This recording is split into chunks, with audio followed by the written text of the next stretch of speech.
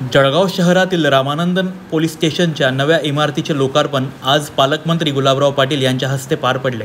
यावेळी जिल्हाधिकारी आयुष प्रसाद, जिल्हा पोलीस अधीक्षक doctor Maheshwar Reddy, upper police अधीक्षक अशोक नखाते, उपविभागीय पोलीस अधिकारी संदीप गावित, कार्यकारी अभियंता आर.डी. पाटील, उपअभियंता गिरीश सूर्यवंशी आदी मान्यवर उपस्थित होते।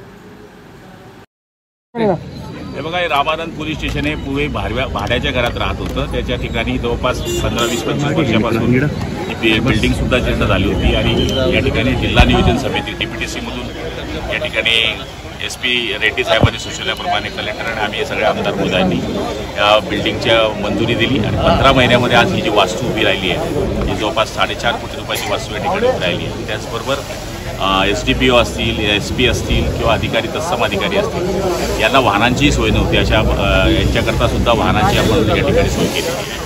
मला तरी असं वाटतं की पोलीस बल हे सगळ्या बाजूने सक्षम व्हावं, त्याच्याकरता त्यांचं पोलीस स्टेशन चांगलं असलं पाहिजे, त्यांची वाहनं चांगली असली पाहिजे, म्हणून आम्ही DPTC मधून ही कामं करण्याचा प्रयत्न केला। किती वाहनं दिली भाऊ? आज आषाढी आहे, आषाढीच्या काय शुभेच्छा त्याला राज्यभरात भाविकांना, पांडुरंगाला काय साकडं घालावं? या आषाढीच्या सगळ्या लोकांना खूप शुभेच्छा देतो की हा सगळ्यात मोठा उत्सव आपल्या राज्यामध्ये मनवला जातो आणि पांडुरंगाला हीच विनंती आहे, जसं आता पाऊस पडतोय तसं काय पडू दे, शेतकऱ्यांना सुखी करा। भाऊ दोन्ही भाऊ